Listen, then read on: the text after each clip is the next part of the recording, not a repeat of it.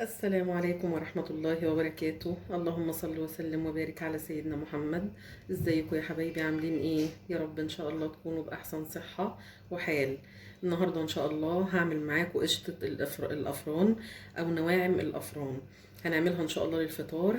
هنعملها بطريقة سهلة وبسيطة جدا، تاكليها الصبح بقى مع شاي بلبن، مع شاي سادة، بتبقى حلوة جدا. هنعملها بأقل تكلفة وبأحلى طعم، أحلى من بتاعة الأفران كمان.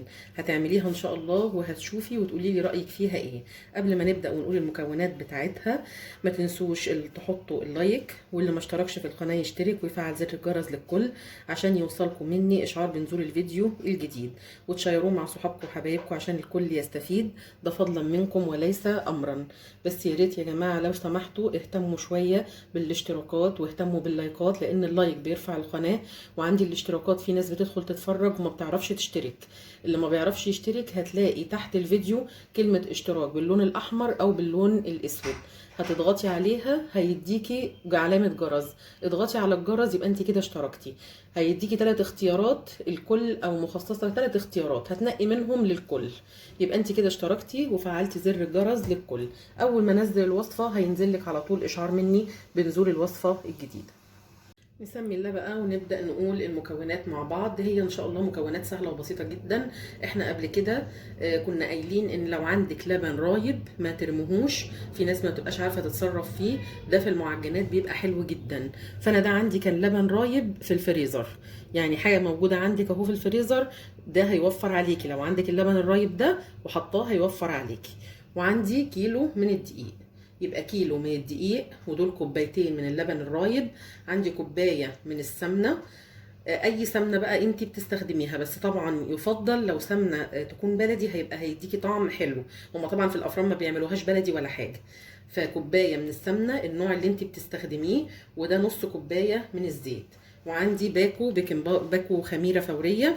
وعندي ده معلقه من البيكنج باودر، معلقتين من السكر، ربع معلقه من الملح، وعندي معلقتين القشطه. دول هنلف بيهم العجينه عشان نشوف طعمها بقى في الاخر، هتديكي طعم احلى من بتاعه الافران ان شاء الله. وهنا لو انت ما عندكيش اللبن الرايب ممكن تحطي لبن او تحطي ميه، يعني مش شرط ان انت تربطي نفسك، او تحطي مثلا كوبايه زبادي مع كوبايه لبن، هتديكي نتيجه حلوه جدا برضو. ده لو مش متاح عندك اللبن الرايب. هنا هي قلت لكم ان هنا ده معلقه من البيكنج باودر، معلقه كبيره مش صغيره، ودول معلقتين سكر كبار، ودي ربع معلقه صغيره من الملح. نسمي الله بقى ونبدا كده مع بعض نشوف هنعملها ازاي. انا هنا هركن الحاجات بتاعتي دي كده على جنب، وهجيب بوله.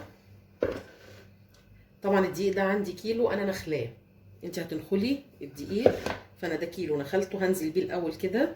بسم الله. طبعا انت لو عايزه تعملي نص كيلو بس اعملي، بس انت بما انك يعني هتعملي، لما تعملي كيلو هتقعد معاكي شويه، تبقى حلوه معاكي في الفطار.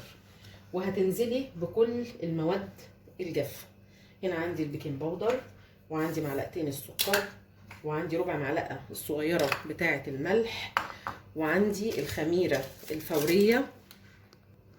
فتحت الكيس بقى هنزل بيه كده وهقلب كل دول مع بعض. نقلبهم بقى كده كويس.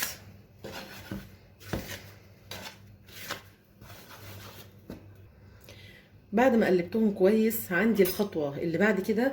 السمنه اللي عندي دي سمنه انا مسيحاها بس، يعني مش سخنه، سمنه سايحه. والزيت طبعا برضو بدرجه حراره المطبخ، احنا مش عايزينهم يكونوا سخنين، لان احنا هنا حاطين خميره وحاطين بيكنج باودر. لو حطينا معاهم حاجه سخنه هتفسد لي مفعول البيكنج باودر ومفعول الخميره. اسمي الله بقى وانزل بسم الله بالزيت، وعليه كوبايه السمنه، ونقلبهم مع بعض كويس الاول ونبسهم، لان دي تعتبر برضو معجنات، فلما تبسيها تديكي نتيجه احسن. قلبيها كده الاول وبعدين نبسها مع بعض. طبعا احنا عارفين طريقه البس ازاي، احنا قبل كده عاملين القرص وعاملين الكحك، عاملين كذا طريقه عندنا على القناه، هنزلها لكم برضو ان شاء الله في صندوق الوصف. فانت بتقعدي تبسيها كده كويس جدا، تخلي الدقيق كله يوصلوا السمنه والزيت مع بعض. طبعا انا هبسهم كده الاول شويه مع بعض وبعدين ارجع لكم. بصوا انا كده بسيتها خلاص كويس جدا، الدقيق بسيته بالسمنه والزيت كويس قوي. ابدا انزل معايا اهو باللبن الرايب زي ما قلنا، هنزل كده شويه واقلب وارجع انزل بالباقي. طبعا اللبن عندي الرايب يعتبر يعني فاتر، ولا ساقع ولا سخن. اقلبي كده، احط الباقي ونعجنه كويس قوي. بصي انا قعدت اقلب فيها كويس قوي، وطبعا انا عندي هنا زي ما احنا متفقين الرخامه بكون معقماها بالخل، لازم تكون نظيفه وانت بتشتغلي. نبدا نعجن فيها، لازم تعجني فيها كويس كده شويه عشان ان شاء الله العجن ده بيديها نتيجه حلوه معاكي. واحنا بقى بنعجن كده هننزل بقى عليها بمعلقتين القشطه. معلقتين القشطه دول بقى هيخلوها لك طعمها فوق الروعه ان شاء الله. عشان كده انا بقول لك هتبقى احلى من بتاعه الافران كمان. اهو قلبي بقى كويس كده لحد ما تخلي كل القشطه تتخلي العجينه. طبعا انت شفتي سمك العجينه وانا بعملها كانت ماسكه نفسها، عشان لسه هتحطي معلقتين القشطه كده، فلازم تبقي عامله حسابها ومخليه بالك عشان العجينه ما تطراش في ايدك. اعجن انا بقى فيها كده شويه لحد ما كل حاجه تندمج مع بعض. بصي ما شاء الله بقى العجينه بقت عامله ازاي، ما شاء الله طريه جميله. بصي قلبتها كويس كده زي ما قلت لكم، قعدت اعجن فيها كويس اهو. هحطها بقى هنا في البوله بتاعتي وهسيبها ترتاح 10 دقايق بس. بعد ما عدى 10 دقايق انا طبعا ما سبتهاش تخمر قوي، يعني ما سبتهاش تعلى، لان احنا دلوقتي هنقطعها، وبعد ما هنقطعها هنسيبها في الصواني بمجرد انها تخمر وتاخد راحتها نحطها في الفرن. انا هبدا بقى دلوقتي. طبعا هي بتبقى في الافران القشطه دي بتبقى صغيره، حجمها بيبقى صغير ما بتبقاش كبيره، فانت بتقطعي حته بالشكل ده قد الليمونه كده تقريبا، قد الليمونه الكبيره، على ما تاخد بقى هي راحتها وتخمر وتترفع في الفرن. ولا بتبططيها ولا اي حاجه، هي بتاخدي الحته كده قد الليمونه كده، اعمليها كده كوريها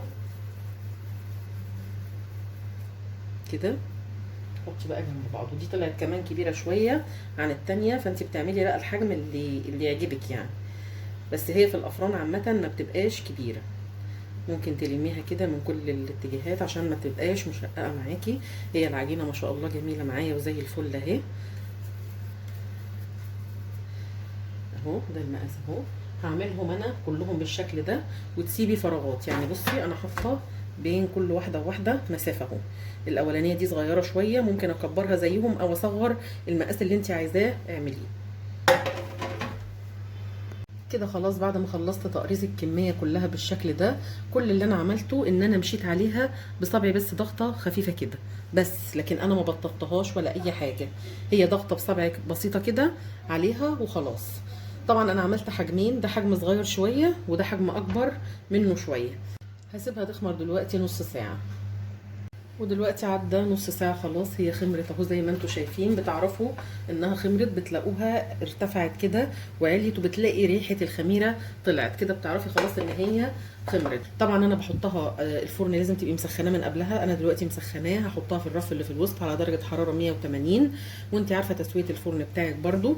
انا لو هي خدت لون من تحت مثلا ولسه من فوق بتطفي من تحت وتولعي الشواية شوية لحد ما تاخد اللون المظبوط. انا ان شاء الله هدخلها دلوقتي وهقول لكم خدت وقت قد ايه ونشوف شكلها مع بعض بعد ما تخلص.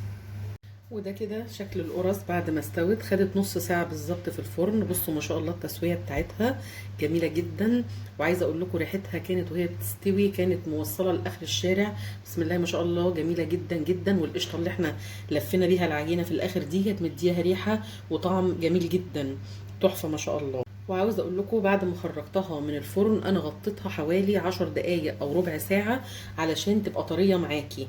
يعني اول ما تخرجيها من الفرن غطيها 10 دقايق او ربع ساعه، وبعد كده تطلعيها بقى تحطيها في الطبق اللي انت هتحطيه، او تحطيها في علبه وتغطيها. انا طبعا هحطها في علبه وهغطيها، مش هسيبها كده عشان ما تنشفش مني، انا بس هوريكم شكلها.